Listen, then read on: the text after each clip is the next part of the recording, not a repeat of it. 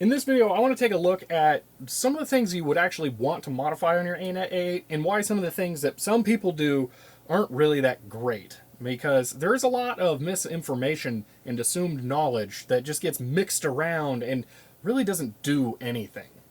Now, when I first got this printer, I did my initial first print of that weird Chinese chess piece thing on the yellow tape that the printer comes with. And as soon as I pulled that up, the yellow tape tore up with it. Now, I knew that the tape route was never going to work, and I've actually never really printed on this blue tape. I have it here for other reasons.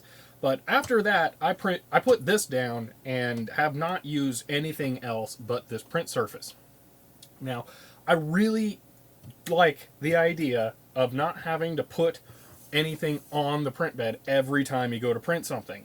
And that's for the cost, how easy it is to set up, but most importantly, it's for the repeatability of the setup. I don't want to have, oh, I didn't put down enough glue stick, or oh, the tape was kind of bubbly this time. I want something that is reliable and consistent. So I really recommend getting a proper build surface like this. It's going to save you a lot of headache. Another thing that I recommend is getting an insulator for the bottom. Now, there is some different kinds of research out there that people have done on what kinds of insulation are the best. I've gone for cork because it can handle temperatures up to 200 degrees Celsius, if I remember correctly, and not be a flammable problem. And you might see a thin reflective strip along there. There is some speculation that IR light is lost as the heat bed heats up, and this is supposed to reflect it.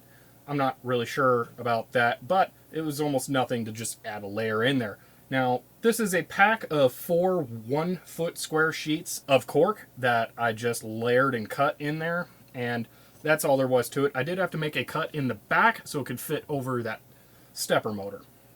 Now, the reason I did that is the heat bed is relatively weak, and there were some temperatures that I could not actually reach on mine without this. Putting that on there made this thing actually functional.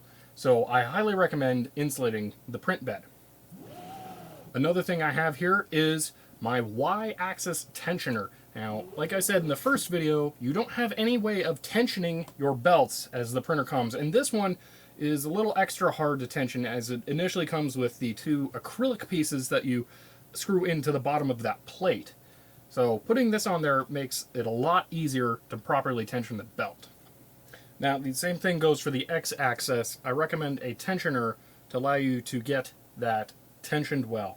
On the X carriage here, we can take a look at 3 other good mods for your Anet A8.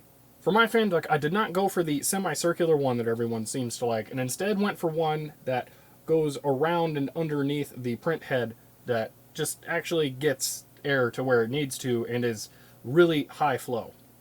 Another change is the way that the fan is mounted to here. Now, one misconception that people seem to have is that this fan cools this stepper motor, and that's just so obviously not true. Do you have to cool your Z-axis motors? Do you have to cool your X-axis motor? Do you have to cool your Y-axis motor? No. And your extruder motor does much less work.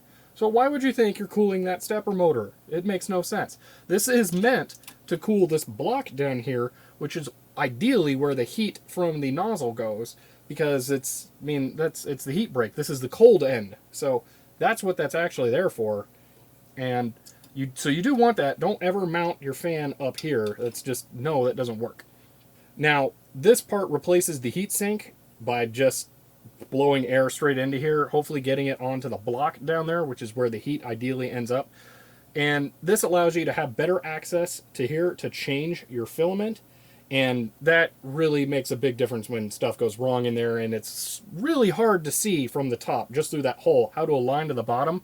So I also have this piece down there that I printed, and that makes aligning parts much easier, and I have printed flexible filament with this through that hole. The only time there was a jam is when the nozzle was too close to the print bed and it couldn't get the plastic out, so it just built up in the nozzle, and that created pressure, which made it be unable to feed any more filament through, so of course it was going to jam. Now, this also holds the bed leveling sensor on, or the bed tramming sensor, And that is really nice to have it be an all-in-one piece. Some of the more common sensor holders mount towards the fan, which means you can't fit some fan ducts. So having one that goes to the left from viewing straight on to the printer makes a lot more sense. Now I want to take a look at something else everyone seems to universally do. Nobody likes the included spool holder after a certain period of time because it's inconvenient to have sitting around the printer, which I get, that's fine, and makes sense. And it seems logical to have the spools above the printer, which, yes, again, makes sense. Shorter path to there, less chance of tingling on the spool, works a lot. Just note this cable's not typically here, it's for my light to be so far over. But one thing everyone seems to mess up is attaching the spools to the printer. Now mine are hanging above the printer, attached to the shelving above my desk. The reason you don't want the spool, usually people just put one spool, on the printer is because of all of that weight so high up on a frame that has zero lateral bracing. That's just a great recipe to get wobbling in the x-axis. Now, one thing people like to do to help remedy that is try and print some little frames that go in this corner here, and I highly doubt that that's actually doing anything. PLA is not really that stiff when it comes down to it, so it's, I mean, come on. You got a giant heavy spool up here and you think that a little tiny bit of plastic is going to be able to fight that force? No. Now, there are a couple more spaces under the bed where people like to print things that are completely unnecessary for their Anet A8. Some people like to print a triangle frame that mounts down here to add support, and, well, no, that's not adding support. The absolute best case thing you might be doing is alleviating some strain from the center of the piece of acrylic here to the outer points, because you gain strength through triangles. You need 3 points to form a shape for strength, and you create 2 points on the outside of that frame, and then the third point doesn't connect to anything, it's floating free. So it doesn't actually do anything for you. Now, that's if you're trying to think that this is going to somehow make the frame sturdier. It does, again, reinforce this front plate, so it does do something, but it's still very, very useless. There's no reason to print that. Another thing people like to print is a giant frame that goes back here. And for the most part, those are also totally useless.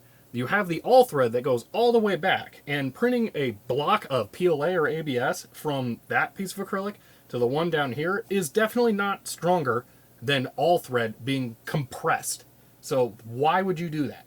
The only reasonable excuse to print something to go in there is if you're printing one of the mounts for the stepper motor here. Now, due to the way that the belt mounts to the side of the stepper motor here, it pulls on it as you apply tension. So this piece of acrylic is being torqued this way. If you print out a mount that holds that stepper motor and pushes up against this piece of acrylic, then that technically helps out. So only if you're doing that, it doesn't make sense to print a frame support that goes in there. Here's something else that people don't really seem to get when they're printing this. This rod, see how it's loose and moving? It should be, because these aren't always perfectly straight after they're cut. So this is meant to move and have some play. This one is solid and doesn't move. That is your actual guide rod.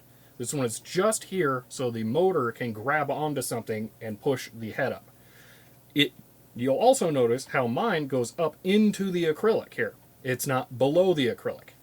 If your rod is below the acrylic, then the fault lies in this Z coupler. If you just slide the rod all the way down into the Z coupler, you will not have the appropriate amount at the top. So what you need to do is allow some space here.